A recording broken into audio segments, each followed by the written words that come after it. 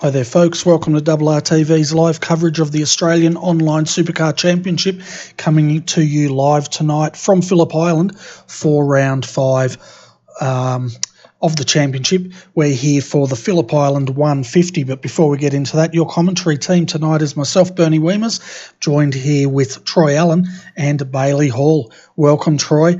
It's going to be a great night of V8 Supercar action, and we've got a bumper field.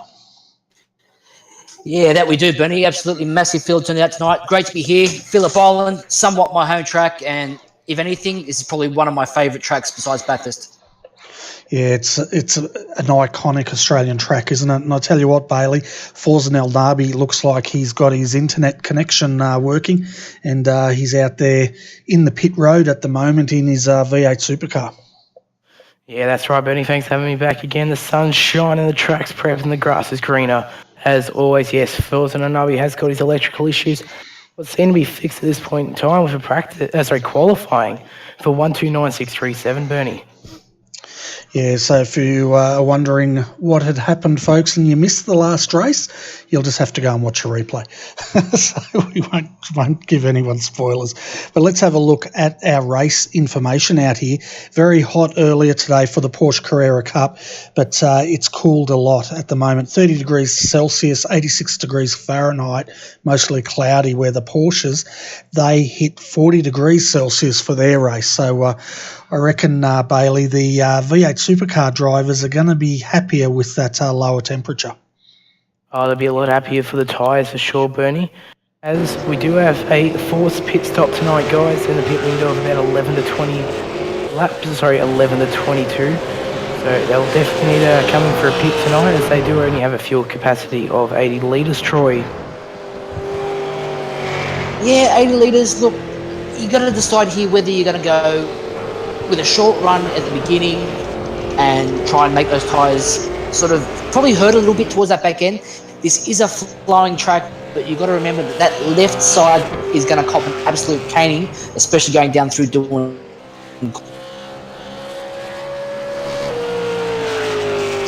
Yeah, and the other thing to bear in mind here, folks, tonight, it's a 150k race. It's a sprint race, no driver changes.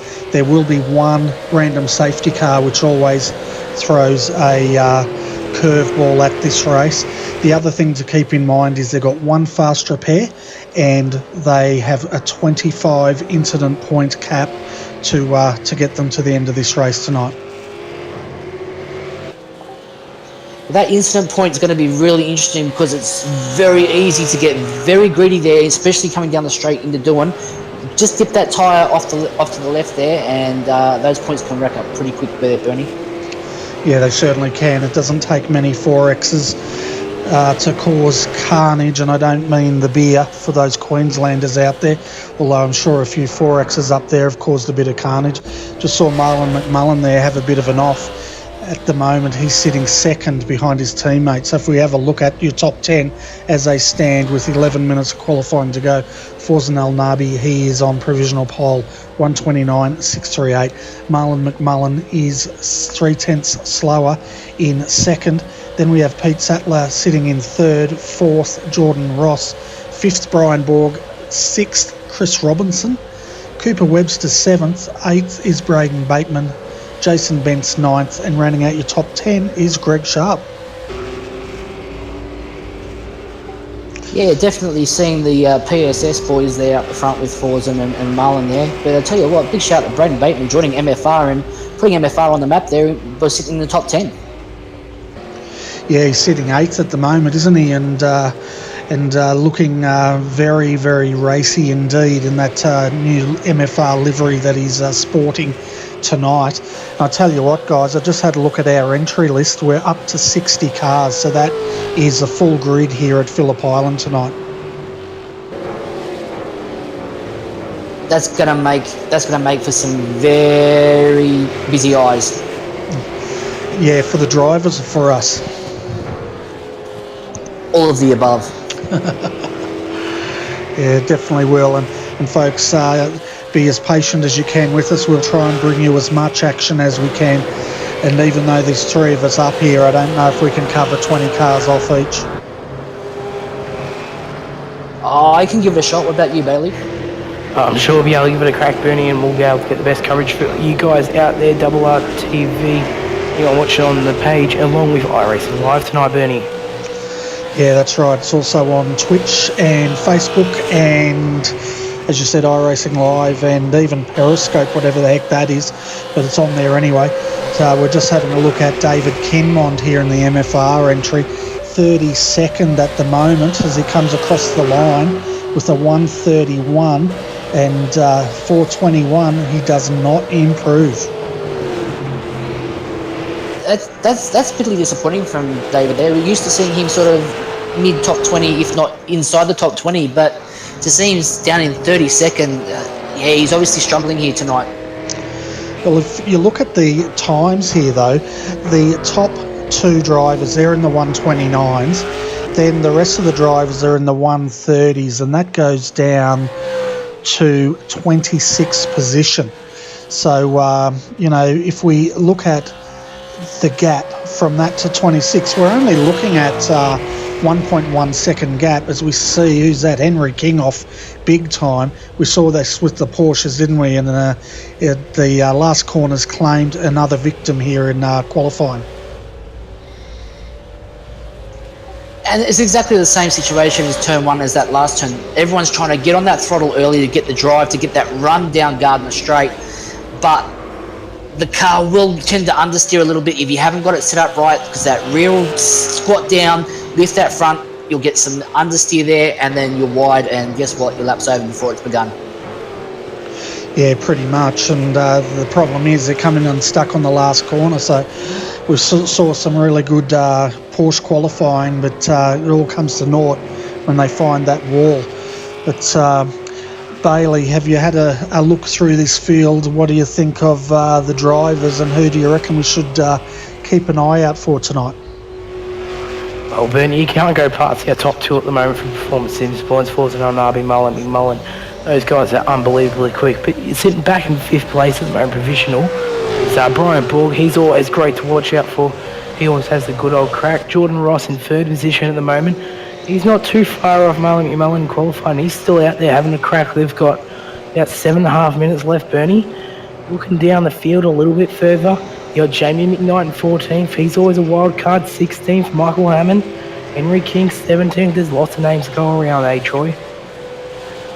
It definitely is there, Bailey. And one that's surprising me being very far down the field there is Thomas Hinz. Usually you see him a lot further up. But again, obviously that comes back to, if we go through excluding Marlon and Forzen, the top, even down to 20th, is only probably 5-6 tenths in it.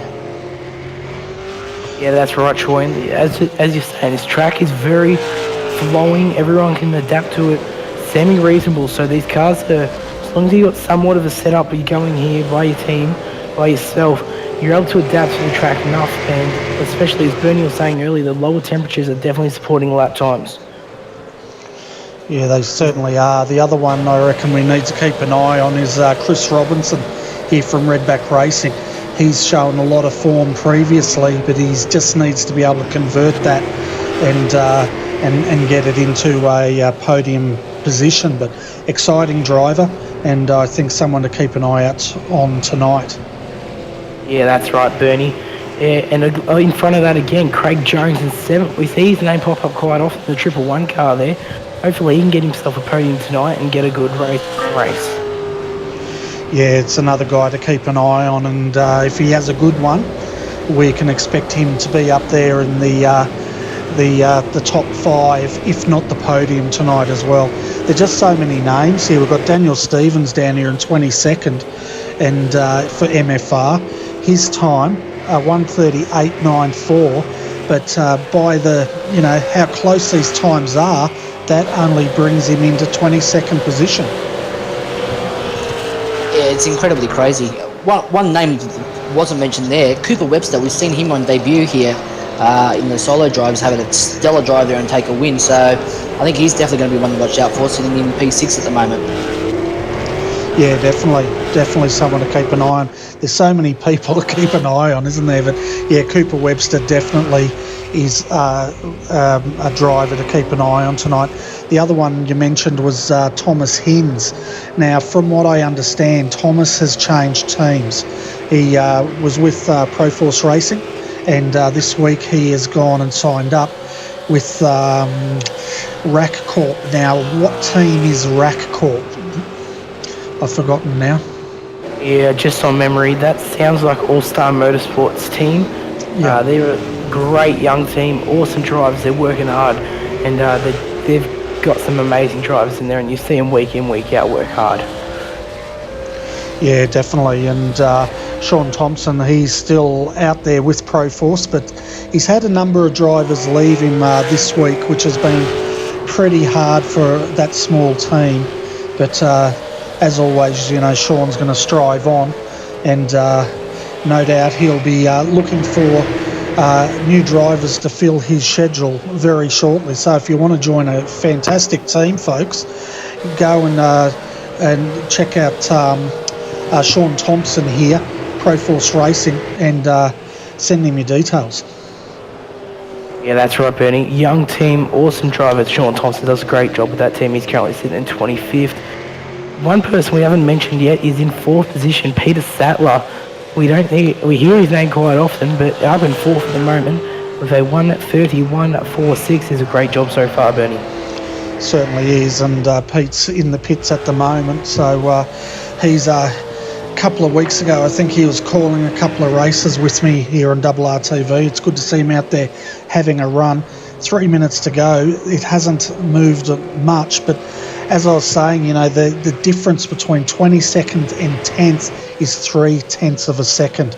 That's all it is, from starting right up to the front to being buried in the field here tonight. And that could cause some problems, because with everyone being so evenly matched for pace, we could see a lot of carnage early on, because everyone's trying to get that jump on the guy in front of them, because they know that Phillip Island, there really isn't that many places to pass.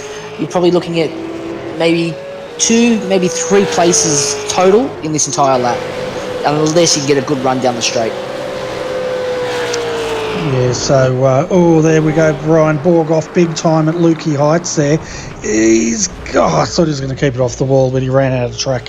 So that ends his run. But it goes to show how hard the boys are pushing. You can see Craig Jones out here now, 7th.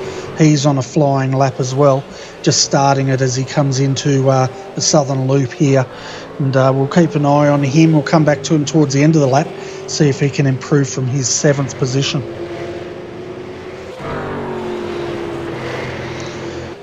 And another guy on a flyer here, Bailey, is Greg Sharp. He's also coming through Southern Loop. He's at the moment sitting in 11th.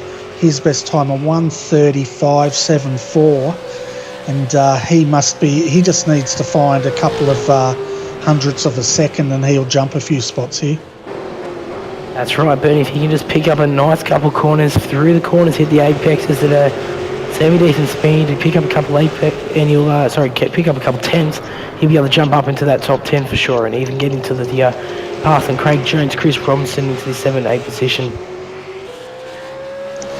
Yeah, so we can see him now. He's just coming up towards Lukey Heights here, and we'll keep an eye on the Penrite entry and see what he can do. Meanwhile, we'll just jump further up to see where Craig Jones is. He's just coming off Lukey Heights through turn 10 here, so we'll see if he can improve. No, his time's ways too slow. So let's get back to Greg Sharp in the Penrite entry. And his lap's looking a lot better. 1:19 as he comes back onto Gardner Straight here. One more corner to go, and we'll see if he can improve on his time. 1:26. He's aiming at a 1:29.638. No, he's well out of it. 1:31.803. Yeah, I think those tyres have seen their best. Now, that couple of tenths, guys, you can grab that just by getting a decent slipstream probably up the straight to start your lap, and then get it on the back end of on the straight to finish your lap. I think you just get that slipstream right. This is where having teammates comes in massive favour of these guys. You can get those couple of tenths just from that. Yeah, definitely. Now, we've got such a big field here, guys. I reckon we should start calling the grid now, because we've got 60 cars to go through. I think that might be a good call.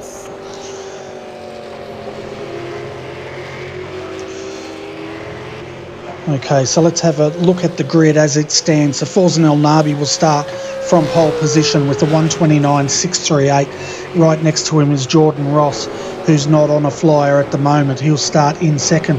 Marlon McMullen classified on the second grid in third, with Pete Sattler starting next to him out of fourth.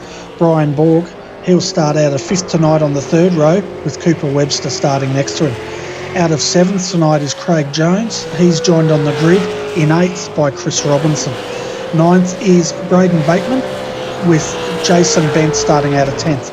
11th is Greg Sharp, and rounding out your top 12 is Jaden Borg.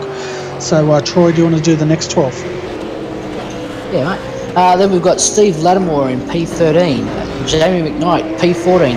Yeah, watch out for Jamie later on in this race. Paul Preston, P15. Michael Hammond, strange to see him down there in P16, so he's sort of around that danger zone. Alongside with Thomas Higgins in 17, Henry King, 18, Kyle Stokes, 19, Luke Page, 20th, Matt Muggleton, 21st, Daniel Stevens in at 22nd, Daniel Trim, 23, and Jacob Knight, 24. Bailey. Out of 25th tonight is Brett Loxton, 26th is Sean's Fault, Sean Thompson, 27th tonight is Paul Tarjava, and 28th is Daryl Hockey. 29th tonight in the 49 car will be James Bell, and rounding at your top 30 will be Brent O'Brien. 31st tonight will be Jonathan Ben, 32nd Mark Samuel, 33rd will be David Miller, Justin Wallace will come out of 34th. David Kingman out of 35th, and rounding up 36th, Matthew Norris Burney. Out of 37th tonight is Tony Gaffer, and he's joined on the grid by JC Richards in 38th. 39th tonight, Tom Curran, and 40th will be Darren Lord. Out of 41st, we have Shane Rayner, and 42nd is Colin Bruns. 43rd tonight is Joel Kenton. Jackson Suzlin Harlow, he'll start next to him in 44th. In 45th is Blake Purdy, with Chris Pallett out of 46th. 47th is Matthew Belton, and Ian Ford too. He's going to start out of 48th, Troy. And then we've got 49, we've got Scott Clark, position 50, the half century, Andrew Johnston, 51, Ruben Goodall, 52nd, Matt Stratford, surprisingly down the back end. Obviously, he's going to try and bring it up from the rear there.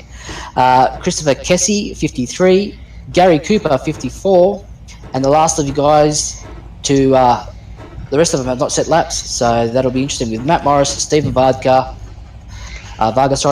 Steve Kirk, Kai Sloggett, and Corey Fuster. And we've got Troy Allen there in 57th. I hope you get a good start there, Troy. Oh, look out. I'm going to be riding it home like a beaten favourite. So, folks, we're just waiting for starters' orders and a few more guys to join the grid. But just having a look here. Yeah, one of the viewers was saying from P4 down to P30 tonight in qualifying was less than 1 second. Exactly right. That's how close it was between, starting up the front end and being buried in the middle of this field. And we're going to be racing here very shortly, folks. 150 kilometres is the length, and one random safety car here tonight. That random safety car is going to be crucial. Where it falls, whether it's going to be at the right time for you to be able to take your stop and make it to the end, then the question is, do you take it or not? There's so many questions here, Bailey. That's right, Troy. They're getting ready on the grid at the moment, as they're pretty much all on the grid at the moment. Fulton and Navi, Jordan Ross will take your front row. Yeah, so we can see Forsen there. He'll get the first shot on the inside off Gardner Straight if he gets a good start. If he doesn't, he's going to get buried. Under starters' orders here now, folks, waiting for the red light. Red light's on. Revs will be rising. Waiting for the green. We are underway here. 34 laps remaining at Phillip Island, and looks like it's been a clean start as they go through for the first time. But look at it, 3 wide further in the back. But up front is Forsen El Nabi. Marlon McMullen going down the inside of Jordan Ross. 2 wide there into Southern Loop. Ross is off. How's he going to join in? Yes, he does. Backs the field up, but no carnage. Chris Robinson also off in the back there. He rejoins as well. Yeah, so far relatively clean start, guys. So let's hope that we can keep it that way. But if anything's going to happen, it's probably going to be the big break here down into the hairpin. Yeah, this is where it all comes unstuck normally, isn't it? I'm trying to get a view here. Yeah, there's a bit of nose-to-tail action there with the DuPont entry into the back of the 64. But so far, Bailey, it's been a very, very good start here tonight at Phillip Island. Yeah, Bernie, a couple cars off for the first few turns there, Bernie, but they're all seem to slot themselves together, or the 111 car of Craig Jones almost takes it sideways but slots it back in. Yeah, so Craig's in 6th position at the moment as they come through to down through Lukey Heights for the first time here. Keep an eye on Cooper Webster. He's coming under a lot of pressure from Jason Bentz at the moment. And then 9th, we've got Braden Bateman. 10th is Greg Sharp.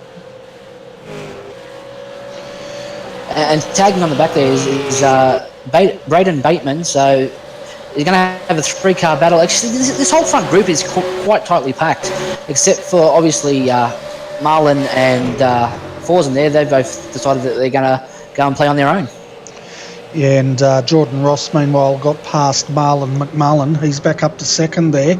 And then we've got Pete Sattler at the moment. He's got Brian Ross behind him. Craig Jones is in this battle pack. We've got Cooper Webster as well.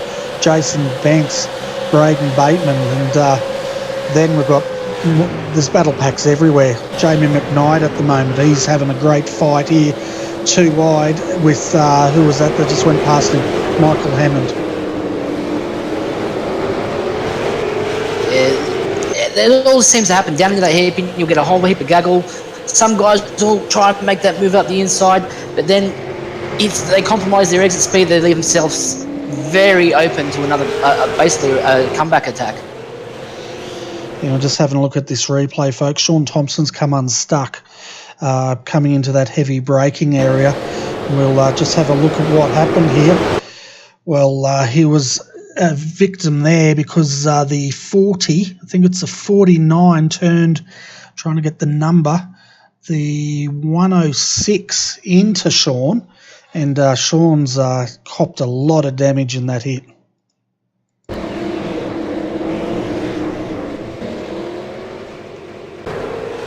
And that's the unfortunate thing. Sometimes you will get caught up in other people's mistakes, and it can be very ugly.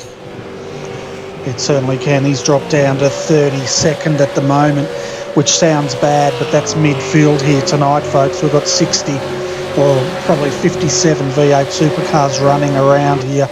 But at the moment, Bailey, it's been a nice, clean start here at Phillip Island. Been a great start so far, Bernie at the front of the pack. They're all slotted single file at the moment. And that time around, we've had Jordan Ross actually close the gap down to Forsen El Nabi there with a 9-0 as opposed to a 9.59. So they're definitely not mucking around. Still cranking out some extremely fast lap times, considering this is now supposed to be race pace. Yeah, they're in the 129s, which is supposedly the qualifying time. And Jordan didn't manage that in quali. But looking at your top 10 standings at the moment, folks, and see the gap. Got Forsen El Nabi leading. He's got a gap of 1 second over Jordan Ross in second. The gap from Jordan back to Marlon McMullen, 1.3 seconds. 0.7 of a second down the road is Pete Sattler, followed by his teammate Craig Jones. Then we've got in 6th position Brian Borg, 0.4 of a second down. Cooper Webster sitting in 7th, dropped 1 position from where he started. Then we've got Jason Bentz running in 8th. He's coming under a lot of pressure, though, by Braden Bateman here. And then that's 9th and 10th is Greg Sharp. It's pretty much a 4-way battle here. If anyone blinks, it's they could lose, well, especially that lead car there of Brian Borg. If he blinks, he could lose 4 spots in no time at all. Well, exactly right. And all the guys, if we looked at qualifying, they're spread out a bit more, but looking back from 6th all the way down to 25th, they're all separated by less than a second. And as we say that, Cooper Webster puts the pass there and makes it stick. Gets a little bit of a touch up, but doesn't unsettle the car enough, and he's now moving on. Yeah, he's a real talent, this young bloke, isn't he? Oh, exceptional. He's come from nowhere, and he's definitely someone to watch. But Brian Borg's really under pressure now. Jason Vance is blowing the boat torch. Lukey Heights has a look, but Borg covers. And we had a bit of news just a moment ago, folks, about the 43. That was Steve Kirk, and unfortunately he could not take to the grid tonight due to equipment failure. The good old blown engine. It's every sim racer's Achilles heel. Blown engine. I think he is blowing something. Probably a steering wheel or something. And Brian Borg just loses another position there. Jason Vance, very gutsy move there into Dylan. Yeah, and right behind him though, Bailey is Braden Bateman. Braden's starting to get aggressive. Dylan, who's that? That was Borg's out. Yeah, he's pulled out, hasn't he? What's going on there? Well, he's pulled it to the side of the road, Bernie. He's just parked there at the moment. We'll wait to see what he does. Is he waiting for the field to come through, catch on the back, or is he tonight done? He's going to get it towed. I can't even find Brian on my telemetry. Yeah, he's slotting down the list pretty quickly. Everyone's moving up on my one myself. But yeah, at this point in time, Brian Borg has parked it, and I'm not quite sure. Nope, he is back off running again. He could have just slotted on the back of the field at this point in time. And it's quite a weird thing to do, considering we only have about 28 laps to go. Yeah, I've not seen a penalty like that. That's normally like speeding in pit lane penalty or something like that to get to the end of the longest line. Yeah, never seen someone get a penalty that they just have to stop in the middle of the track, Bernie, and go to the back of the field. Yeah, that's a bizarre one. If we can get some news on that, we'll definitely let our viewers know. That's the first time I've ever seen something like that happen. That's incredible. That's almost Greg Murphy 5-minute pit stop penalty. Yeah, well, it's normally if you do a cut track, you just have to serve it, keep on driving, but he's had to park it. And to give you an idea where he is in the field now, he's, oh my goodness, I've got to find him in all this. He's down at 39th. I've got him showing up on my screen 44th at the moment. Yeah. So as he crosses the line now, 51st position, we have Brian Borg at the moment. Wow, that's painful. Yeah, that's a race ender, really, isn't it? 28 laps to go. Tell you what, Bailey, what can Brian do to come back from that? Tell you the truth, Benny, I don't think there is anything that can come back from that. Maybe the odd chance that a safety car might come out the right time, he might have to catch up to the back of the field again. Maybe try pass half the field, but I don't see him getting up near the front near Mullen, Falls and Alnarby and Jordan Ross at this point in time. Yeah, the word is that it wasn't a penalty. The folks in our chat room think it's some sort of failure. They think it could have been possibly a pedal failure, but they're not sure. So hopefully we'll get more news on that, folks, as this story unfolds. Now I sound like a media person, and we can bring you those details. Yeah, Bernie, that's a very unfortunate thing for Brian Borg there, but as we're saying that, Henry King and Sean Thompson, your first retirees for the race. Yeah, that's a real shame, isn't it? Do we know what happened to those guys? You're not quite sure at this point in time. Just seen them pull themselves into the garage and decide to hop out. But yeah, we'll have to jump back later on in the race and see what happened to them. Yeah, I know Sean was a bit down today, but we'll have a look. He did get that big hit, didn't he, in lap 1? And I have a feeling that's what's caused his retirement from tonight's race. It's always unfortunate we have a bad week leading up to a race and then something like that happens. But back up the front, we've got Forsen and Jordan just kicking away and going off and playing on their own little game here in the sandpit. But I don't know, Forsen seems to be just managing the gap here. You know, last time around a 31-1 versus a 31-1 as well for Jordan Ross, but the gap seems to be stable at about that 1 second. Tell you what, guys, have a look at this. Cooper Webster on the outside of Craig Jones into the final corner, and he makes that move stick on the outside. What a move.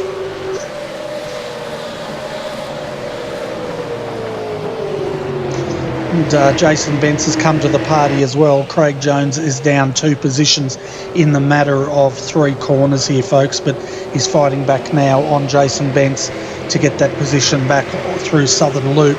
But I tell you what, Cooper Webster, he's checked out up to 5th position. He's now trying to close down on Pete Sattler. This kid is incredible. He's really raw. He's putting a car where it shouldn't be put and making it stick. Yeah, that's right. And credit with Craig there. He actually drove toe-to-toe with him. Definitely. Yeah, so we had news from Henry King here, folks. His internet dropped out. We saw that played a big part in the last race as well. So hopefully we're not going to get too many dropping out tonight with that sort of failure again. Tell you what, the internet needs to take a good hard look at itself and pick its game up, because internet failure is becoming a bit of a story of the day here. It certainly is, and it's become in the last year, I've noticed it quite a bit with sim racing, that people do have failures.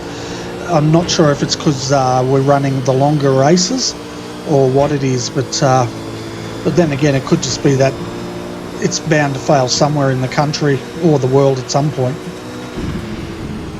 I blame that damn NBN. Well, this broadcast is coming to you courtesy of the NBN. I was about to say, but in saying that, since moving to NBN, since I moved houses, I've actually had better internet than ever. Shameless plug for your NBN provider. Yeah, a bit of a shout out also to Pete Sattler, and Chris was saying that he's doing a really good job there. He's been away from the sim for 2 to 3 weeks and he's just jumped back in, and already he's up to 4th position now, defending from Cooper Webster. But yeah, a very good start there for Pete Sattler. Yeah, it definitely is, and 2 to 3 weeks away from this thing is like a lifetime. It's amazing just how quick you lose your rhythm and how quickly things disappear. I mean, I haven't sat down in this thing for all week, and I've got a GD3 race tomorrow night, so I'm pretty nervous about that one. Yeah, we're watching Brian Borg here, 49th position now, so he's claimed back a couple, but he's 81 seconds down from the lead and a long way to go from there. So I guess you're racing in the racing leagues tomorrow night? Yeah, certainly am. It's having a lot of fun there. It's good being up the pointy end, that's for sure, and there's definitely some quick guys, but everyone seems to be saying I found some pace there, so I think I might have found my calling and not these V8s. Fantastic, and of course we'll sledge you heaps tomorrow night during our live coverage. And I would expect nothing less. And of course tomorrow night, folks, the story of the night is going to be the new balance of power update that's come out and how it's affected the various cars.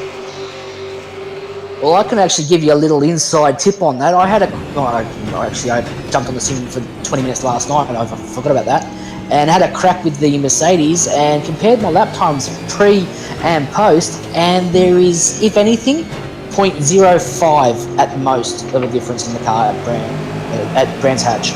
Okay, so extremely close, that's what you're saying. I don't think it's made much of a difference to the Mercedes at all, because I've only lost 0.05, and that could have just been my lack of driving.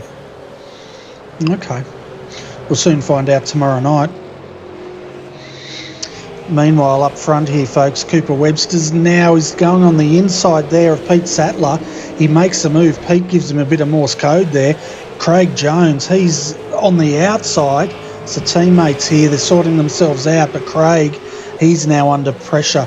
Jason Bence. Jason's got a run on these guys as they come through the final corner onto Gardner Straight, too wide here. Craig looks like he's going to hold him out, but only just. That's right, but just got him there. The 111 car of the 103 Pete there, he's blocked him along the straight and he's going to slot back in behind his teammate now. See what he can do. And in behind there, Braden Bateman's got a watching brief on this, and he's probably thinking he could pull a Bradby at any moment here. Yeah, that's sure. right, Charlie. All right, you go. No, it's all right. You go, Mr. Croaky man. Yeah, Braden Bateman, he's been sitting back waiting his time at this point in time in the race. And he's going to look to pounce at one point in time when these three cars make it together. They're racing hard at this time. As you can see, Jason Betts goes up the inside of Pete Sattler there. Yeah, it's definitely advantageous here to Braden, because while these guys are battling and bumping, he's able to just keep pace with them, keep a watching brief, see where their weaknesses are, see where their strengths are, compare him to where his car's weak and strong, and then he already knows where he's going to put his move on. Yeah, that's right, Troy. I was going to say, I tell you what, guys, the track's already showing a lot of rocks being brought onto this track already. And I tell you what, if this wasn't a simulation, I'd be worried about a lot of guys' windscreens. Well, luckily they don't run glass anymore, Bernie. Yeah.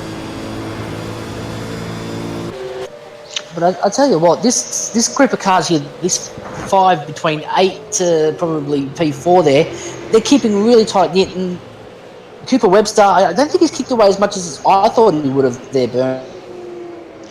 Yeah, well, at the moment, there's probably not much point to get a huge gap, because like he's 10.9 seconds down from the lead, which means absolutely nothing, because there will be a random safety car out that's going to bunch this field back up again. And so he's really just got to, stay out of trouble. Although he does have a big bite out of the rear end of that car. I think that was Pete Sattler just saying hello to him. I don't know so much as a hello, it's more of a welcome. Welcome. Yes. Well, guys, it's shaping up to be one hell of a race so far. 11 laps down, 22 to go. This Phillip Island 150 tonight, guys. Well, hello to everyone on iRacing Live in the chat channel at RRTV. We definitely appreciate it. You guys in the chat channel definitely help us out a lot. Make sure we keep up with all the action you guys can't. But it's saying that, we've been told by Chris that Brian Borg is setting humongously quick laps down there in 49th. And he'll be trying to charge back the field while he can, Bernie.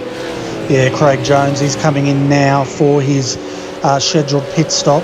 The other guys that have had their scheduled pit stops here, folks, are Brian Borg, 10.7 second stop. Joel Kenton, 14.4 seconds. And Jackson Suslin Harlow, 17.7 seconds. We've also had Chris Palat do his scheduled stop. So Craig's decided now's the time to do that. And I think that's pretty much right in the pit window there, Bailey. Yeah, that's right, Bernie. Pit window tonight, just to remember, for all our people, 11 lap to 22 laps. The fuel capacity, guys, 80 litres. And they're burning about 3.6 litres per lap at this point in time.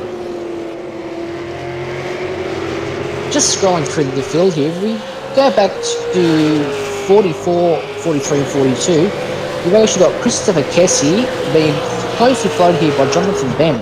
And it looks like Ben might actually be able to make a move on him here. Oh, sorry, no, it's not Ben. It's Darren Lord just puts the move on there. Okay, yeah, I found them.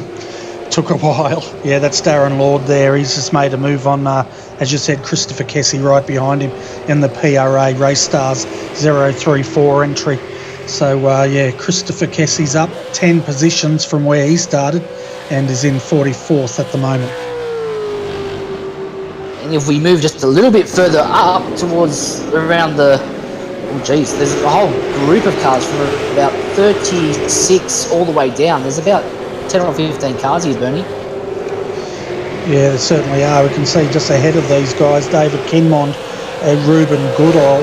They're going at it side by side. Everything okay? Yeah, it's not... Yeah, I just thought I saw someone have a bit of a moment there. There was, I think, JC Richards had a bit of a slide and got tapped there from, I think, Darren Lord. Yeah, looks like they've pulled it up in the 23, and JC's in 38th position at the moment. But pit stops are unfolding here, guys. Greg Sharp, he's the first. No, he's not actually. Sorry, Craig Jones. He's the first of the pit stoppers in the field, and he's sitting in 17th position at the moment, 44.8 seconds down from the lead. So we'll see how he goes. The fastest stop, though, Bailey, is Luke Page. He did a stop of 13 seconds. Very quick stop considering they've got to most likely do tyres and fuel burning. And with all the rocks on the screen, on the track, sorry, most likely a windscreen also. But saying that, Craig Jones jumped Cooper in the pit, so he's gained another position just in pit lane.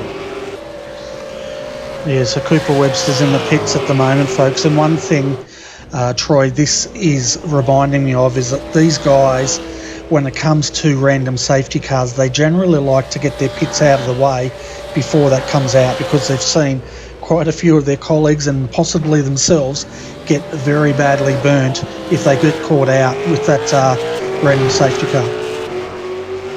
That's right, it's kind of like playing roulette with the safeties car, as Chris says in the chat room. Yeah, and you've told us about Craig jumping Cooper in the pit, so that's good work there by Craig Jones. He's now up to 13th as the pit stops start to unfold. Jordan Ross, he's also done his stop in the Zuva watercraft entry. He's in 10th position at the moment, 20.1 seconds down from the lead. Tell you what, he's in a really good position to be leading this race when the others peel off here. Oh, big moment for Ian Ford. He's just hit it into the wall on that Tempo 010 car. That's a big hit. Right front of that car's fairly damaged. He's already been down pit lane. Yeah, we'll go and have a look at this because he'll be going down pit lane again by the sounds of it. So just having a look at... Oh, yeah, he's come off just before Lukey Heights there. And tell you what, once you get in that grass, you're not going to come back to it. But I tell you what, the tyres did a good job stopping him. I don't know if he's going to have that much damage. You can definitely see him driving off Bernie, but he has lost a fair bit of steering in the front of that car, as we know. But as soon as you hit that wall around here, guys, any decent hit, you've just got no steering in these cars, and these get quite badly damaged. Yeah, we're just on the replay here, and Hero was saying he'll get away with it. Meanwhile, he's got his straight-on steering wheel about 90 degrees bent. Yeah, that's not going to be pretty. No, but I tell you what, Troy, at least he didn't have too far to go to get it back to the pits. That's probably the saving grace, is he can probably limp it there and not lose too much time. So if there's a positive, I think that's what he's got to take from it. Yeah, definitely. And let's go through our top 10 as they stand. It's going to change. Jason Bentz at the moment, he's leading by 0.4 of a second over Pete Sattler. These guys have to still pit. Stephen Lattimore, he's sitting in third. Then we've got Matt Muggleton in fourth position, 5.9 seconds down. Kyle Stokes in the 888 entry, he's in fifth position. Sixth is Jacob Knight. Then we have Forzanel Nabi. Now we're into the first of our pit stoppers. In eighth is Jordan Ross. Marlon McMullen is sitting in ninth. And rounding out your top 10 is Blake Purdy, but he's still yet to stop. Yeah, and it's now going to be interesting. Most of this grid has got their stops out of the way, so the safety car really, all it's going to do now is punch everyone up, and we go for round two. Yeah, that's right. And there's still quite a few guys out there that haven't pitted, though, and if the safety car does come out, then potentially they're going to have to come in. What's the range here, Bailey, as far as how far these cars can go, considering their limited fuel before they run out? Yeah, I can see the cars going about About 20 laps, Bernie, depending on your draft and who you're with. If you're on your own, you might be able to, your laps might be a bit shorter, but at the moment, Peter Sattler and Jason Bentz, Pete would be loving it at the moment. He's able to save a fair bit of fuel. Yeah, and they're up to lap 16 here, so we can expect the rest of the field to be coming in the next 4 laps. And on the back of their mind is that random safety car. I know I keep on going on about it, folks, but it does play a big part in these races. That's right, Bernie. As these safety cars, if it does come out, and right now in Jason Bentz, Pete Sattler, they may get burnt. As Jason Bentz comes in the pit lane, but now Pete Sattler takes the lead for this stint. Yeah, so Pete didn't follow him in there, and it's interesting. The 2 CMR drivers here, Pete Sattler, Craig Jones, they're on different strategies. Craig was one of the first to come in, where they've decided Pete's going to go deep into this race by the looks of it. I think what they're trying to do there is get the undercut there and try and consolidate some positions, whereas Pete, he's up there already. He's sort of at the pointy end, so he can probably afford to run a little bit deeper.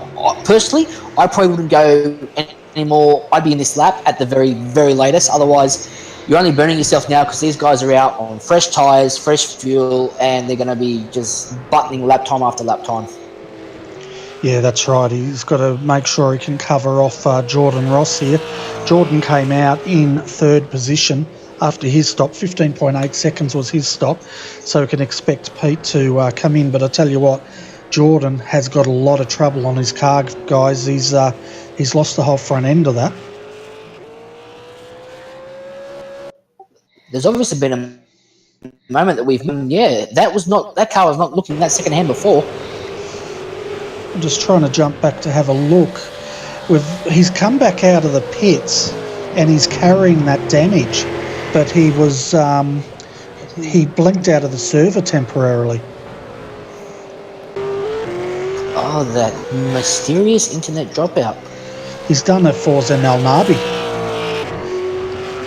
Tell you what, the Australian internet system needs to have a good look at itself today. It is absolutely shocking. Certainly is, and Jordan's carrying a lot of damage, but fortunately, I don't think it's going to affect him too much, because we know how great the modelling is on these V8 supercars when it comes to slipstreams and aerodynamics. I have no idea what you're talking about, Benny. I think they're fantastic. I like them. You're the one sledging them.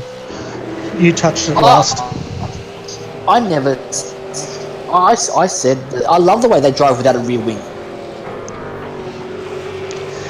Yeah, one of the viewers there was saying basically they're expecting a late charge from Pete Sattler. Now, Pete has come into the pits. He did a 13.2 seconds and he's come right out behind Cooper Webster. The only guys in the top 10 that haven't stopped is Blake Purdy. He's sitting just ahead of these guys in 5th, and Forzen El Nabi, who's once again leading this race. The gap, though, is only 3.6 seconds from him back to Jordan Ross, and then he's going to get buried once more. Here we go. And there's our safety car. So now what's Forzen going to do? I don't think he can come in because the pits are closed. I do believe he has already made his stop, Bernie. Has he? Okay, my telemetry says not. Because he was buried back down in the field, so I would assume that he would have, because I was looking at his lap times and there was a 2-minute 4 lap time there, so I would assume that would be a pit stop. Okay.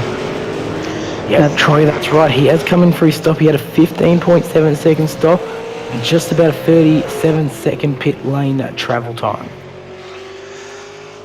Okay, so my telemetry's wrong there, folks. Sorry about that. A couple of the drivers in trouble out there. We saw Christopher Kessie. It looks like he's parked the 034 after that big hit. We've also lost the 58 of Andrew Johnstone. It looks like he has just retired. Having a look down here, Jackson Suzlin Harlow has also retired. Chris Palat, we lost the 86. We've lost the 085 of Sean Thompson. The 00 of Henry King's retired. Stephen Varga in the 868 has also retired. And Steve Kirk, he's told us, had wheel failure before the start of the race, so he did not take to the grid. So this will be interesting now, because Forsen actually, before the pit stops there, had a 1 second gap, got it out to 3.6, so there's obviously something in this car at that back end. Yeah, now the question is, Craig was one of the first ones to come to the pits, so I wonder if he's going to come in and top that car off, or if he could make it home from when he stopped. I'm predicting he can make it home. The only iffy thing, I think, is going to be his tyres, because they will be the oldest in the field once they restart. They will be the oldest, which will make him the most vulnerable to an attack.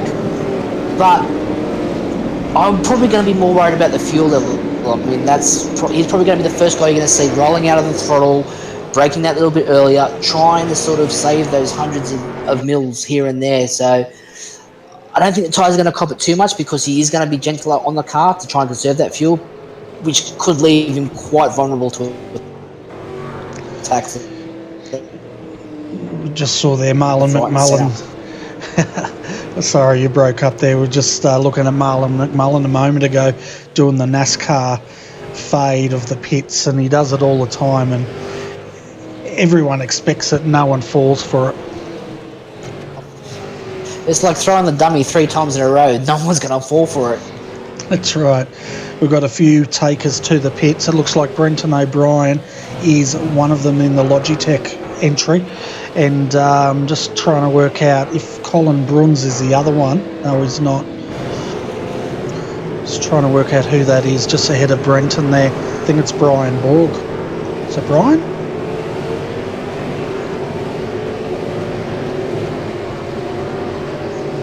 No, Boogie's tagged onto the back of the pack. Hasn't really got a fresh set of tyres on at the moment, but he'll be looking to charge his way back through the field. He's currently sitting in 43rd. Okay, I'm just not sure. It looked like one of the green MFR cars coming in just in front of Brenton. They're the only two that did pit. They'll, of course, come out onto the end of this train. And the way it works, folks, if you're new to the AOSC, under random safety cars, lap 1, pit lanes closed. Lap 2, they can pit. And there's normally waiver rounds. I don't think if there was too many tonight. And then lap 3, they'll go back racing, and the safety car lights are out here at Phillip Island. Yeah, Bernie, no wave throughs at the moment. The safety car lights are off, meaning we are going racing this time. Bye, guys. Make sure you get your final drinks, as you've got a few seconds before we go racing what's going to be one hell of a final 12 laps. Yeah, and the team of Pete Sattler said he's in good condition. He's got brand new fresh tyres. The pit stop worked well, and keep an eye out for him. I think you can pretty much guarantee keep an eye out for probably the top 7. They're definitely going to be ones to watch. You've got Cooper Webster there, and we've got a couple of lap cars in between them, so it's going to be interesting. Yeah, it certainly is. None of these guys are slow, are they, Bailey? Nah, none of them slow in the top 10 at the point in time. Michael Hammond's even jumped into the top 10. Jason Burns, Peter Sattler, they're all huge names out there in the top 10. And as I said just before, it's going to be a huge 12 laps as they get ready to go green. The safety car peels off the track. El Nabi will set the pace. Yeah, he's got Ross behind him. Right behind Ross will be Forzen's teammate Marlon McMullen. Forzen has gone now, and we're under green once more here at Phillip Island. 13 laps remaining. It's pretty much a sprint for home now, guys. Definitely is a sprint for home, because if you've got the fuel, you're pretty much right. Yeah. Yeah. Interesting to see how many people didn't put enough fuel in. Thought they're going to do a little bit of fuel saving, get a bit of a lighter car, and see if they can get a few extra laps. Not a few extra laps, but a few extra hundreds of meters out of the car. So Jason Ben's off the track. Big time. Just trying to find him. Slots back in front of the 49 of James Bell, but he'll get by him. Jason Benz slots back down into 19 for this point in time. goes back up the inside, so he'll be battling his way back through the field at this point in time. Troy. We'll go back to this replay and just have a look at what happened to Jason here, Troy. So we've got him coming through turn 1 up to the southern loop. Oh yeah, he's run it wide there. Okay. Oh, I'll tell you what, when he re-entered, he got caught into the side of Daniel Stevens there and got escorted off the track again. And Brandon Bateman's around down at the exit of Lukey. We've got a massive crash here, folks. We've lost about 10 cars. This will bring out involved, I think, 2. This will bring out a safety car, I think, guys.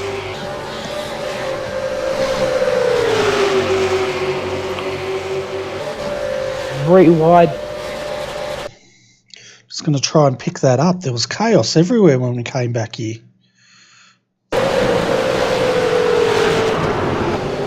So having a look at Jason Bentz, I think he got involved in this. So they come over the top of Lukey Heights.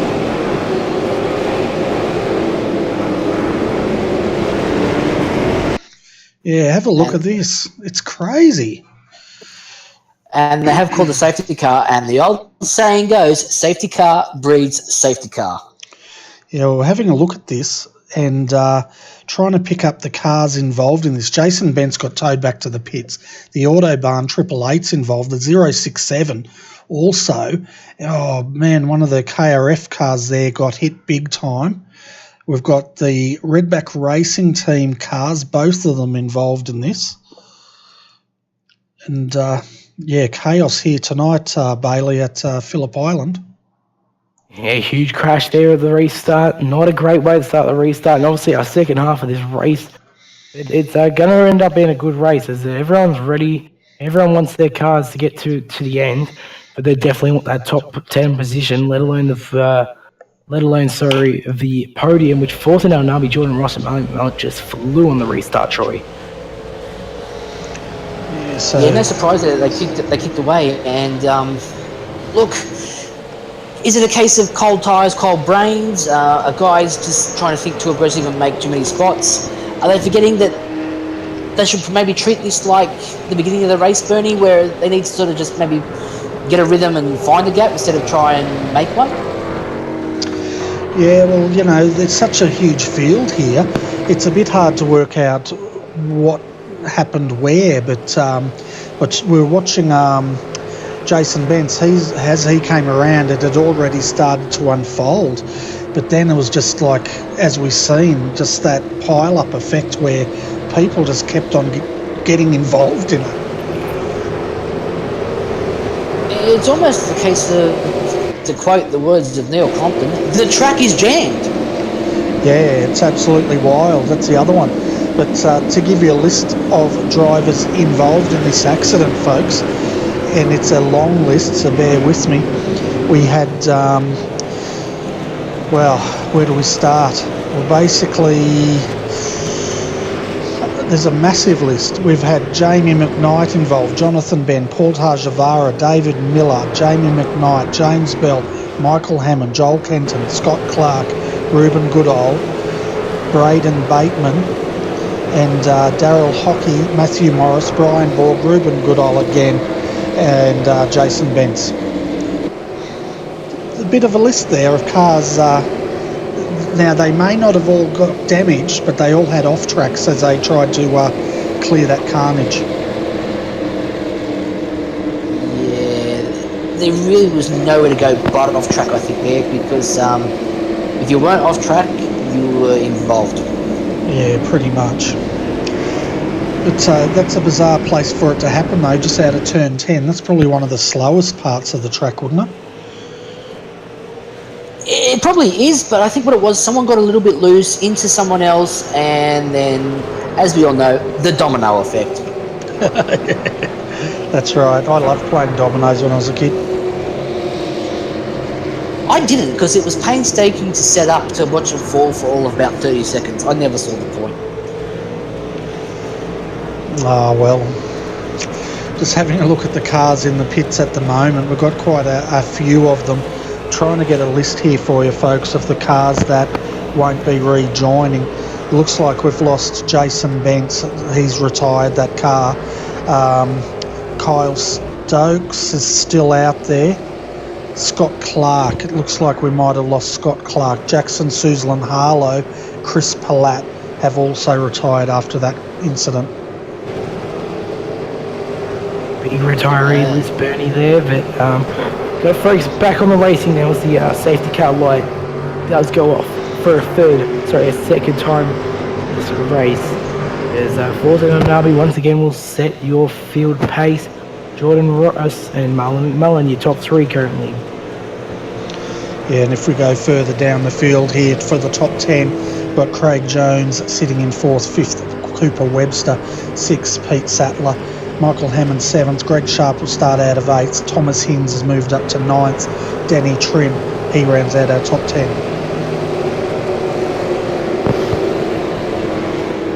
Again, guys, would love to say g'day to our iRacing Live people watching. Hope you guys are enjoying the broadcast. Make sure you join us again tomorrow night. Later on in the event, we'll have more details. But again, welcome everyone from the chat room. We guys are enjoying your support for the race. Stick by for the last 8 laps.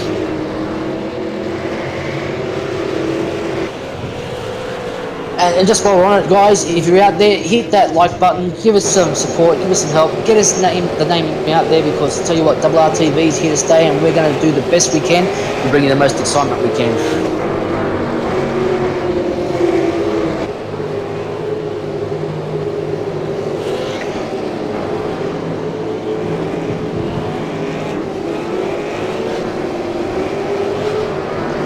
Trying to, the reason I'm quiet here, folks, is there's a viewer, they'll know who they are, joining us from Northern Ireland. They gave us a shout out earlier tonight, and it's great to have them viewing us tonight.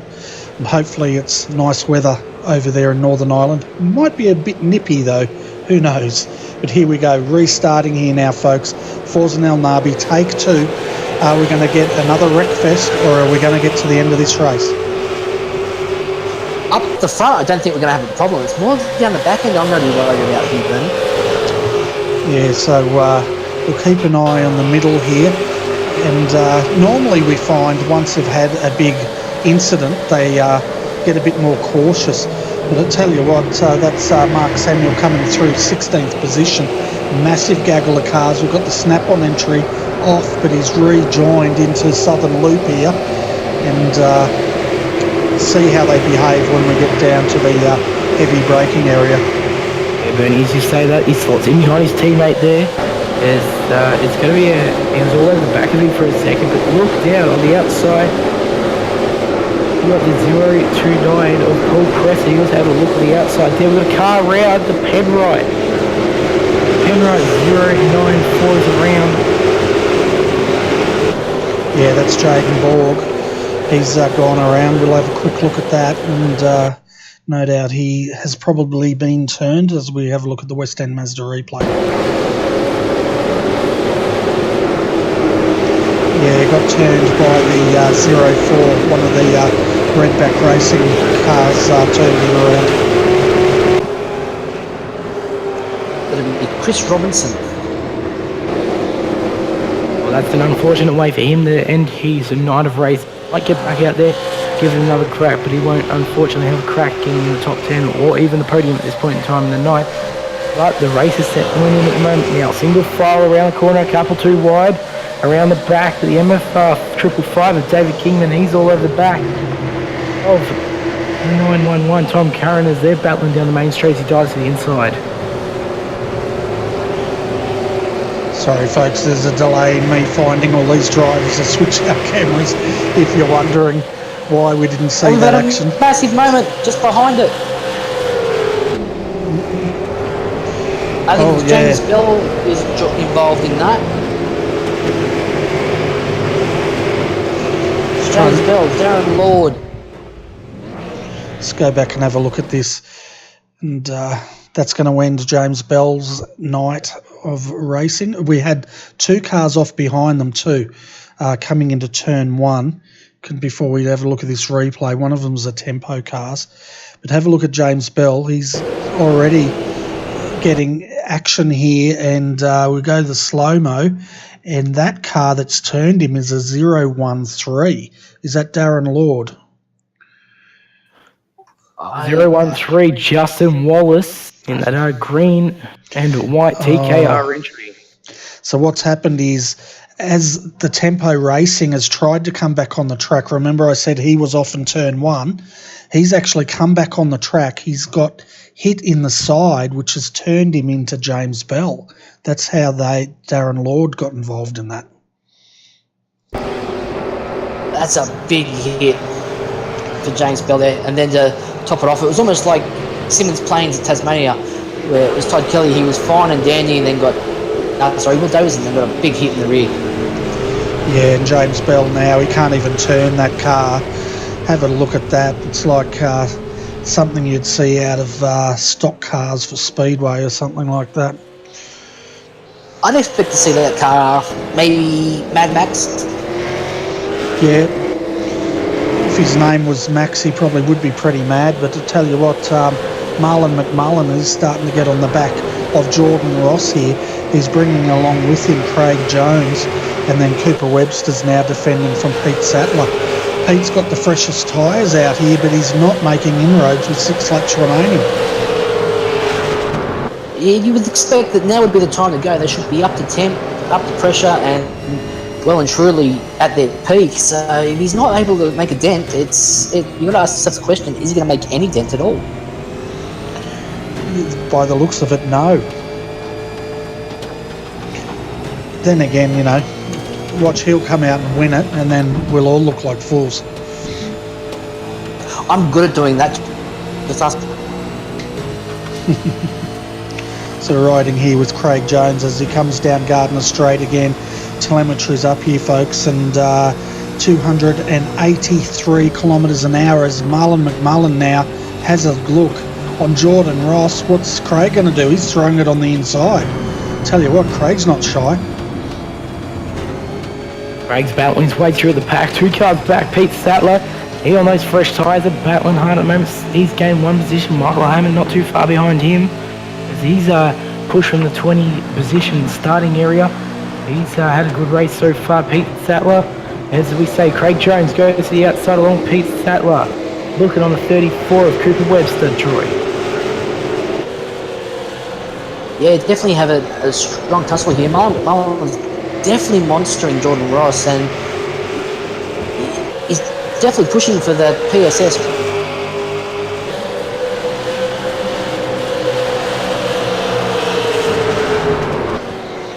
Yeah, so Cooper's now starting to work his way onto Craig Jones here. Cooper's a bit of a sandwich. Well, he's the meat in the CMR sandwich. He's got Jones in front of him, Sattler behind him. Behind Sattler is Hammond in the Opticoat entry, so I don't count him out as well. No, definitely not. Now, if we just want to scroll back a little bit here to 19, 20 and 21st, we've got Tom Curran, Dave Kevin and Brian Borg. They're going at Hammer and Tongs here a bit. Yeah, and JC Richards is right behind them. Just behind them is Jamie McKnight. He's, he's deep in the field because of that spin, but it's good to see them all still running. But check out Brian Borg now. He's coming on the outside of Kinmond here. Bit of a drag race, and we'll see if he's going to be game to stick it on the outside. He is, and he does. Yeah, I think Dave was a little bit too gentlemanly there, and it gave him some room. I would have personally stayed in it and let him hang himself out to dry. He wants to go the long way, son. You've got to take the long way. Yeah, I probably would have been with Kinmond there. But Jamie McKnight now has also made a move on JC Richards. So JC moves back a position to 23rd now.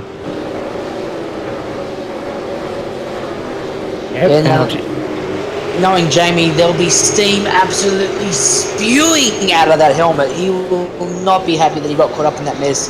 He'll have the devil eyes on now, heading forward as hard and fast as he can. Yeah, take no prisoners time. Meanwhile, up front here, folks, Jordan Ross, Marlon McMullen. Check this out. Craig Jones, Cooper Webster and Pete Sattler. They have formed one heck of a battle pack with 4 laps remaining here. And tell you what, it's on. Forzan El Nabi on the meantime, he's out 3.4 seconds. So he would be licking his lips while everyone else is picking up the scraps. Yeah, that's right, Bernie. Important or not, he's just gone. He's said, goodbye, I've had enough of my issues earlier on. As McMullen looks up the inside of Jordan Ross, slots back in beside him, but Craig Jones says, hello, I'm up the back, and I'm coming for you, Mullen, as Cooper Webster also in there. Also at the back there, the Optico 007 Michael Hammond, he's sticking in there trying to see if he can do anything late in the race. I tell you what, Cooper Webster's probably got the best position here. These guys are really biting at each other here. He could pull for Bradbury, not get the goal, and Ross off. Oh, big one. You've called it, Troy. He goes up the inside there. It looks like Craig Jones was what he got spun on 2 wheels there. And wow, oh wow. Just call me Nostradamus. Yeah, yes. They'll come looking for you for predicting that one, but let's have a look at this. So Jordan Ross, he just went straight on. McMullen there locked it up. He had Craig in behind him, but it was Cooper Webster that turned Craig around. And then we had the 56 of Sattler joining his teammate. The other car that did really well out of that was Michael Hammond. He avoided all that carnage and gained about 4 positions. Yep, Hammond up in the 5th position now. Cooper Webster did pass McMullen at that one. Whereas just stand by, I think my telemetry might be off. Yeah, and Craig Jones has parked the car, guys. He's not going to be coming back out with 2 laps remaining. No, sorry, I was correct. Forzan Nabi currently in 1st position, and the PSS lockout at the moment. Forzan Nabi in 1st, Cooper Webster in 2nd, Mullen McMullen in 3rd. So, controversy of the night was that one there, but Michael Hammond now will be trying to break that 3 for the PSS boys. Yeah, and Pete Sattler's also got a huge amount of damage on the front of his car. He's sitting down there in 5th, Jordan Ross 6th. So, the temperature was going up, wasn't it? And they've definitely, it's come to a head last lap. It definitely has. I mean, we could see that there was something going to happen. They were getting bitey at each other. They were really niggling. Cooper Webster was really put in the prime position there to take advantage of any scraps that came his way, and he did, realistically. Now, with only 1 lap to go, we've got PSS lockout on the podium. I think it's the first time we'll see that too. Yeah, that's exactly right. It is the first time we've seen it in this series anyway, but that concertina effect was pretty brutal, and Cooper, of course, he went for the gap and got on the side of Craig there. I'd call that a racing incident, nothing more than that. But Michael Hammond, he's up to 4th position in the Opticode entry. He probably gets the drive around carnage of the night. That's probably worth the Bradbury Award, even though he's not going to win the race. Not even that, Bernie. He's also driven from over P20 in the 20th position area. He's had one hell of a drive and a hard charge tonight for sure. There's Pete Sattler, he's carrying a lot of front end damage along with Jordan Ross behind him. He's been carrying that for quite a while. Yeah, and we've had news Craig has parked that car. Actually, no, he's back out and he's circulating. He's used his fast repair, but he's down in 33rd. And no doubt he won't be very happy with how that's transpired. But, racing that close, something's going to happen. Something's got to give at some point, and unfortunately he was the one that got the give. But Thomas Hinz is also up here to P7, so he's actually had a good drive back through the field as well. Yeah, we can see now Forzan El Nabi going past Craig Jones there. Cooper Webster will be next to come through, but Forzan El Nabi, he's going to take the win here at Phillip Island tonight, and it's going to be a WP Concreting sponsored entry 1, 2 and 3 here tonight. Amazing race by those 3 for sure. They've kept themselves out of quite a fair bit of the carnage, and well done to Cooper Webster, the young bloke able to take it over Mullen as they all start checking up on the front straight. This could turn into a bit of carnage. Yeah, we can see Jordan Ross there just getting out of his car, pretty much left it on the side of the road. And as the rest of them come through now, a bit of a word from the team, the CMR boys will be a bit disappointed. They were looking at a massive points haul tonight for team championships that could have given them the lead of the championship up until that incident tonight. McMullen very happy out on the track as the boys go side by side. And McMullen hit a big burnout before. Yeah, well, I think they should all park 1, 2, 3 on the start-finish straight to get some good photo opportunities of this for PSS, because that's the first time I've seen a team take 1, 2 and 3. I don't think I've ever seen it. Maybe I have and I'm just senile. Yeah, I reckon the last time we saw a 1, 2, 3 was the wouldn't pick the track, but it would have been the endurance racing team last year in the endurance round. I remember them taking 1, 2, 3 at Phillip Island. Okay. Was I around then? Oh, I'm hoping you would have been. Great. See, told you I'm senile. Otherwise the broadcast might not have gone up. Yeah, so folks, that's the end of the AOSC. Let's go through the full race results here so you can see where your favourite driver and team finished tonight. And we'll also work out who the biggest mover was this evening. So Forzan El Nabi takes the win, followed by Cooper Webster up 4 positions to come home second. Marlon McMullen finishes in 3rd position. 4th tonight was Michael Hammond, up 12 positions from where he started. Pete Sattler, he comes home in 5th. 6th, Jordan Ross. 7th, Thomas Hinds, up 10 positions to finish 7th.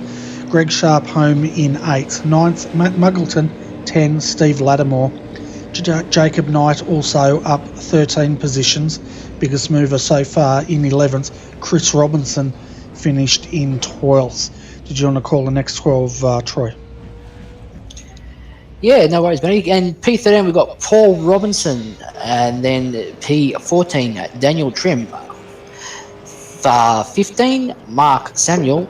16, Brian Borg. 17, Tom Curran. 18, Daniel Stevens. 19, Jamie McKnight. 20th, Dave Kimman. 21st, and probably our hardest charger, Matt Stratford, from starting position 52. So that's 31 position. That's a big move.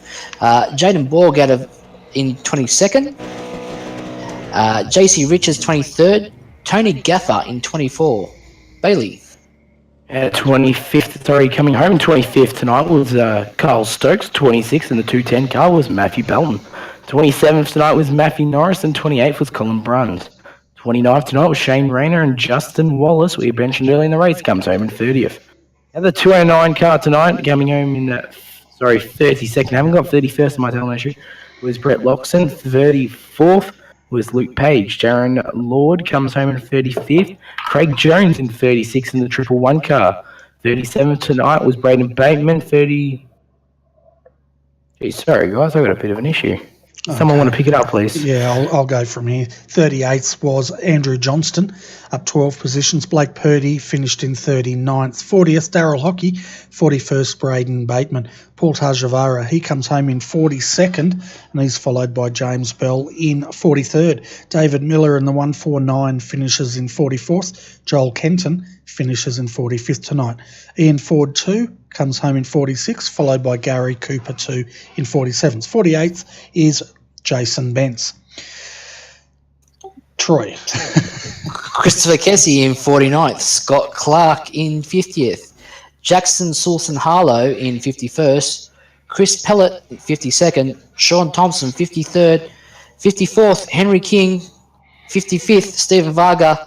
And yes, I made positions to 50. Well, actually, I lost one. I started 55th, finished 56th. Matt Morris, 57. Steve Kirk, who we know retired, 58th. Kai Sloggett, 59th. And Corey Frister, position 60. Yeah, so almost a full field here tonight, folks. And the biggest mover, though, it's pretty close. If we bring those results up, it's between, it goes to Matt Stratt. No, it doesn't. Tom Curran, doesn't it? No, Matt Stratford easily. 31 positions to come home 41st. And I'll tell you what, we did not even see Matt Stratford on the broadcast. That's how busy it was. He went right under the radar. Certainly did.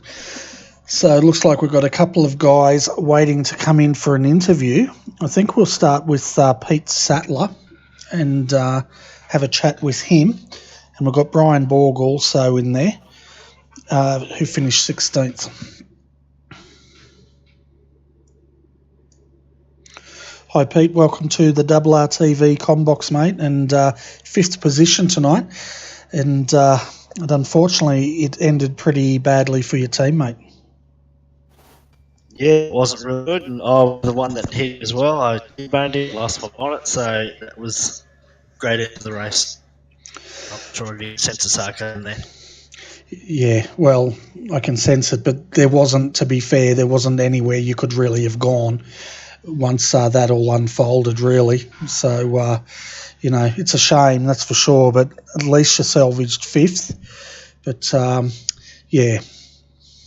I was pretty happy with that. I just thought Cooper was probably trying to be a little bit opportunistic by trying to overtake Craig when there was something going on up ahead. But it's happened now. Yeah, unfortunately, we had the wrong camera angle. We were looking from the outside. We could see the nose to tail, and then Cooper went for that gap and got in the side of Craig by the looks of it, upended him onto 2 wheels. And then you've come along and finished a job by the looks of it. Yeah, it is what it is, but that wasn't a bad result. The car was really good tonight, so they can take positive from that. Yeah, it was interesting also earlier in the race, the strategy. It looked like your team opted to split tonight, the strategies. Craig Jones entering very early and you going for the long stint. Was that pre-planned, or is that just the way it worked out? Originally, I think we were both going to go quite long, but it ended up he ended up going in early because he was getting held up by me. And I thought I'm going to stay out. Hopefully the safety car's later on and I can have pressure tight around the rest of the guys. And it kind of worked out that way, so it was good. Fantastic. Before we let you go, do you want to give a shout out to all your sponsors? I haven't memorised them again, so Track Racer. And as always, a great big thank you to Chris, our team manager, who does a great job. Fantastic. Well, it's great to see you out there. The viewers told us you had a break for about 2 to 3 weeks, so welcome back to the world of iRacing. Yeah, enforced break because I don't have time to get on here. Fair enough. No worries, Pete. Well, it's great talking to you again, mate, and catch up soon. Cheers, Bernie. So that was Pete Sattler, and I'll tell you what, Troy, he sounded a little bit dejected with that, but he's still got 5th. Oh, look, definitely. I think fresh out of the car and the emotion's still high. You can understand where his head's at there. He's partly the reason one of his teammates didn't finish. He's connected with him. You've got to feel for the guy. He obviously wears his heart on his sleeve there, and we've all been there. So obviously now it's just put it behind you and move on to the next one. Yeah, that's it. It's it's like that in motorsport, isn't it? Yeah, you have to take the highs with the lows and that. But it's good still talking to him, and he had a good race. He was happy with his result, that's for sure. Moving forward, we've got who we got down there. We've got Brian Borg. We might have a chat with Brian first while we wait for Fawzan El Nabi to come and join us, and then we might bring the triple up and have a chat with all 3 of them. Who wants to have a chat with Brian Borg? Oh, I'll have a chat with Brian Borg if you like, Bernie. No worries. How's that voice of yours going there, Bailey? Going brilliant at the moment. Welcome, Borgie, to the RRTV commentary box. Hey, mate. How are you going? I'm doing all right, mate. Unfortunate race here today. Big controversy of what happened earlier on in the race. Mate, you wouldn't believe it, but the missus went out for the night, decided to go out with no keys to get back into the house, so I had to do the right thing and pull over and go let her into the house. Oh, Jesus Christ. Yeah. So It was either I'll be sleeping. She should be sleeping outside tonight. Like seriously, like unbelievable. Yeah, well, you were running very quick at the start of the race there, and obviously after you come back onto the track, you were running really quick out there, and that did happen. Definitely, I reckon we've had a podium there. Yeah, look, I don't know about the podium, but definitely top 10 somewhere in that. But after that little incident, I said to myself, if I can get back into the top 15, I would be happy, and I got 16th. So good recovery, but not good for the championship at this stage, even though there's a long way to go. But that's racing. Yeah, that's right. Well, yeah, once you come off the start, you're flying through the packs. Then, considering you're down at 49th at one point, Brian, but you definitely gain yourself some positions back, and you'll have a nice little battle with a few of the blokes back there. But obviously, you had a bit more speed than them. You could charge your way through. Mate, with that last safety car, I started at, I think I was 43rd. And I said to myself, this is either going to be fun or it's going to end up in tears. But there's very angry drivers out there, man. Yeah, it looked like a fair few of them being quite aggressive out there tonight because you got to figure it's only 33 laps to get as many positions as he can get as much championship points towards the championship. So yeah, obviously they would have had a fair bit of aggression. But I'll pass you over to Bertie, and congratulations on 16th. Yeah, thanks, man. Okay, Mr. Borg, this is the first time ever that I've ever heard anyone having to pull over to get their house keys out to let their wife in. So you must get the most understanding husband award tonight. Oh, mate, I should get everything, and I appreciate that, Bernie. Yeah, and one of the viewers there said that, geez, that's tougher than any race control penalty they could have handed out. But I tell you what, if you hadn't have got out of that car, I think you would have had a bigger penalty at the end of this race. Yep, especially when the anniversary is just around the corner, mate. Yeah, mate. Well, all I can say is well played. But anyway, would you like to give a shout out to your sponsors tonight? Yeah, Laser Racing, Opticoat, and Express Vehicles. Express Vehicles is the company I work for. We deliver anything that you want delivered. So if you just want any more information, just hit me up and I'll get it delivered to you. Fantastic, and sounds like you deliver house keys as well. These days, you got to do everything to get on top of stuff. You know how it is, Bernie. Oh, yeah. No worries, Borgie. Thanks, mate. See ya. Have a good one, guys. Bye. I don't have a clue how it is, but anyway. Should we bring up the trio, 1, 2 and 3 tonight? Marlon McMullen, Cooper Webster and Forza El Nabi. What do you reckon? Do them all in together since it's a 1, 2, 3? Bring them all in together, 1, 2, 3, guys. Amazing race from all three of them as Bernie brings them into the channel. Also won. It was a crazy race from all three of them, and again, congratulations to Performance Sim Sports on the 1, 2, 3. But welcome to the commentary box, guys. Welcome to the RRTV commentary box. Cooper Webster, Forza El Nabi, and Marlon McMullen. G'day, guys. Yeah, so we'll start from third and work up to first, I think. We thought we'd bring you all in. It's easier than me dragging you backwards and forwards. But we'll start with you, Marlon. Looked like you had a very, very competitive race out there tonight. You're always up there, and the car looked like it was handling pretty well.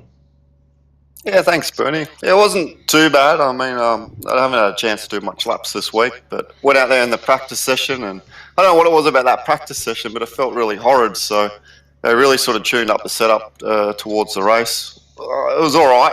It wasn't the best in the first stint, but it really came alive after the second stint, and I was able to have a really good battle with Jordan and all that. And I'm not too sure what Forza left on the track on lap 33, but the 4 or 5 of us just went flying off at turn 3, so it was a bit weird. It was like he left a banana peel on the track or something. But yeah, no, it was a really good race. And I was watching the mirror. I saw Craig go up on 2 wheels, and I'm just thinking, oh no, hopefully we don't get spun around as well. And I was able to come out the other side of it. Not too sure what happened, but yeah, I was able to come home in third. And other than that, I mean, 1, 2, 3 for the team. That's incredible. The track we do quite well at over the seasons, but it's good to see a couple of new guys up here. Well, not Forza, and he's been here for a while, so. Yeah, it was great to see Cooper up there, and we were calling him as a favourite for tonight's race. But yeah, Marlon, I did see a turtle shell come out of the back of Forzen's car at one point, but maybe that's what caused you guys to go off. Yeah, it was a little bit weird, but I think just Jordan broke a little bit late, and it's just one of those, concertina sort of things. We're all such in the moment, racing really hard, and all it takes is one car to break a couple of meters later, and then we all do the silly same thing, and we all look like ants when you put rain on them. They're just scattering everywhere all over the shop. But it's good close racing, and that's what you want to see, especially in the final few laps. And it was able to help Forzen though. He got a bit of a lead away, but that's not too bad. Yeah, fantastic. Well, we're going to move next to Cooper Webster, and I might get Troy to have a chat with Cooper. Just to jump in there, Troy is had to unfortunately go off to other duties tonight, Bernie. So okay, you can jump in, man. No worries, I'll take over. Cooper, congratulations on second tonight, mate. Thank you. Awesome drive there, mate. And as Bernie said, we had you as a favourite from the start. You did well, kept up with the pace, and we saw you drop back a little bit, but you pushed through, gained those few spots. Coming into that, obviously you were a bit further back. Coming into that crash, how'd you feel? Well, I got off to a reasonable start. I was kind of left out in the wrong position through the first couple of corners, getting passed around the outside, but I felt like I lost a bit of time also at that first stop, or the only stop.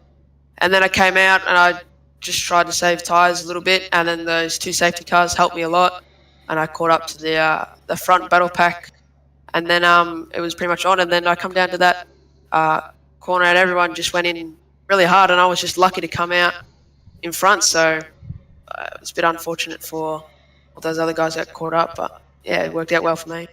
Yeah, unfortunately, Troy called it about 5 seconds early to that there might be a crash happening anytime soon. Happened pretty much straight up, and you're the first name we saw jump through there, and we are quite happy for you, mate. Did a pretty good job through the race. We very much enjoyed the racing. You had some very close battles throughout there. Pretty much that's all I've got to say. Thank you. Yeah, fantastic, Cooper. We saw that big concertina there, and of course you're on the inside of that, and we don't have to tell you what happened next, but it was a bit of a racing incident there, and as Marlon said, nose to tail, it was bound to happen. But congratulations, second. Awesome drive. We had you as one of the favourites here tonight. Didn't want to tell you before the race because we didn't want you to feel the pressure. Yeah, thanks, guys. Fantastic.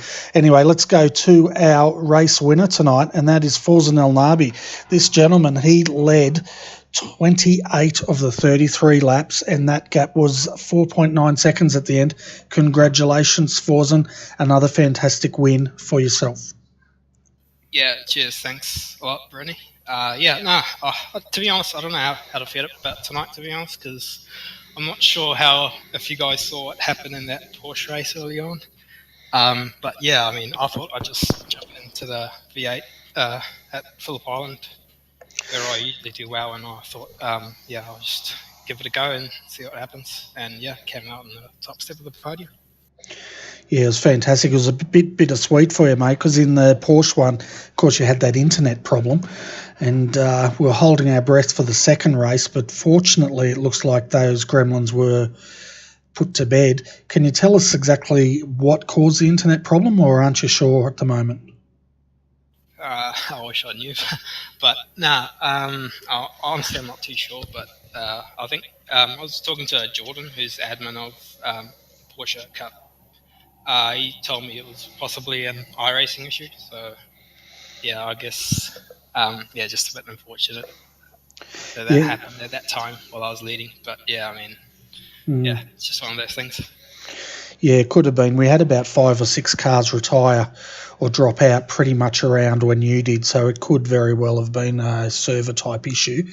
But, you came back, you made up for it tonight, and taking the win. It was a dominant performance. Great racing. Like, you didn't run away with it, but you pretty much commanded it, so well done.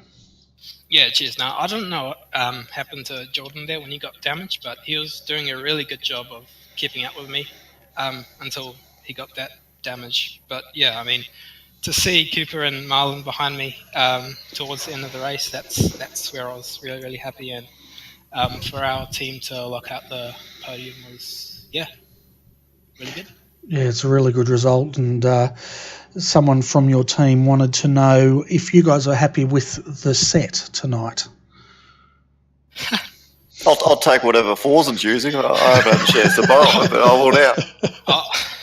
I actually don't know if we all use the same set, but yeah, we'll have to analyse afterwards and see which one who had the best set tonight. Then yeah, we'll go from there. Well, I reckon I'll call it. I reckon you had the best set, followed by Cooper, and Marlon brought up the rear. I'm happy with that analogy as well. I'm going to hand you over to Bailey. And have you got any more questions for Forsen, Bailey, before this goes totally to pot? Oh, I haven't got really any more other than congratulations again on your first place together, Cooper Webster and Marlon McMullen. Which one of you guys would like to do the sponsors? I'll go for it. Just big thank you to Western Mazda for being a great backing, and WP Concreting, Motion Performance Exhaust as well, and Judy iRacing Images. They've shown really good backing past couple of months. So yeah, we would like to thank them a lot, and you guys as well for giving us this broadcast. Look forward to watching it back.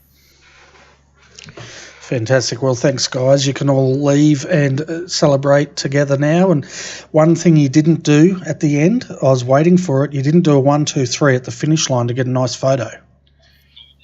We've got it saved, so we'll put it up on the Facebook. So you did do one, did you? Yeah, we did. Okay, good. I was hoping you did. Yeah, I just charged her in the middle of both of them at the end.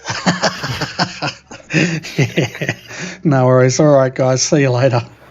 See you guys. Take care, mate. Thanks. All right, Bernie, it looks like we've got one more interview if we've got time. Yeah, we've got Mr. Thomas Hinz. He finished 7th tonight, so I'll bring him up. And if you want to start the interview, feel free. No worries. So coming home in 7th tonight, the 32 of Thomas Hinz. Welcome to the RRTV commentary box. Thank you very much. You didn't really see much here tonight. A lot of crap going. Not a lot of crap. A lot of stuff going on. Come on, baby. Professionalism, come on. Yeah, a lot of stuff going on out in the track at the moment. But yeah, congratulations coming home in 7th. Yeah, I mean, as with all these races, especially when it's around a track like Phillip, where it's a really popular track, it always throws up a lot of really good racing all throughout the field. So probably not surprising I kind of got caught in everything else and just kind of lost in the mess, so to speak. But no, it was a really good race for me. I really enjoyed it. Started 17th, a bit further down. I don't usually qualify too well at Phillip, I've noticed. I'm guessing just others probably do more laps than me around it, so they're a bit more practiced in quality trim. So a little bit further down 17th, but I'd have good race pace. I always do around here. So just kept it clean off the start, plugged away. Obviously, people having issues ahead and just solid pace. Was able to pick my way through. Did some really nice battles in the sort of teens there. And in the stops, managed to get clean of people. Again, restarts. There's some good restarts. The first restart was really good. I managed to jump Latimore. Must have been a little bit slow on getting up to speed. So took that, and it was really good. And yeah, and then went from there and had a lovely, really awesome battle with Greg to the end. I've got to credit Greg there. We went a good 2/3 of a lap side by side from Honda all the way to MG. We didn't touch once throughout the whole thing, which is just awesome. So big kudos to Greg on that. It was a really awesome battle to finish. And just really happy to get a good result. This and 7th as well in PCCA, so nice and symmetrical. Just a really nice, solid night of racing, which is kind of what I've been looking for a bit. Because I've had a couple of sort of offs and bad results in the last week or so. So good to kind of get the mojo back a little bit. Yeah, perfect. That was again a good drive tonight. I'll hand you over to Birdie to see if he's got any questions for you. Yeah, Thomas, I noticed you were running in a different team tonight. Can you tell the viewers a little bit about that? Yeah, well, as of early this week, I joined All-Star Motorsports. Got off to join them about a week or so ago. So I had to think about it for a while. Obviously, wanted to make sure I made the right call on my mind, and decided that I thought it was time to try and move to a new team and see if that can help me sort of get a bit more pace out of myself. And again, as I mentioned, I which when I put on Facebook about it.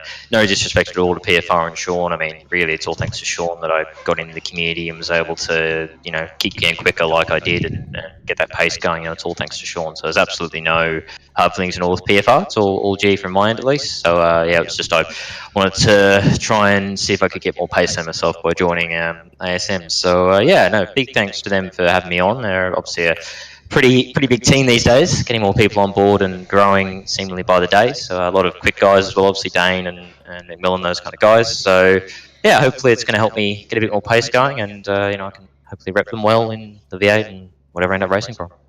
Fantastic. Well, this is going to be the next big test for you. Do you want to give a shout out to all your new sponsors tonight? Oh boy. Okay. Well, I'm just going to quickly look at this car and go off that. No, but big thanks to Unmetered Servers, Rack Corp, and I think there's one more I'm forgetting. The main sponsors we have, Podge, Cash. That's it. Cash centric as well. Our main 3 sponsors. Big thanks to them for sponsorship. The team, of course, and all our other sponsors we have on board. So big thanks to them. Obviously ASM. I'm sure all the admins would agree with me. That's very, very much appreciated. So big thanks to them, and again, big thanks to just the guys for bringing me on board and hoping to, really sort of prove them right for taking me on in the future.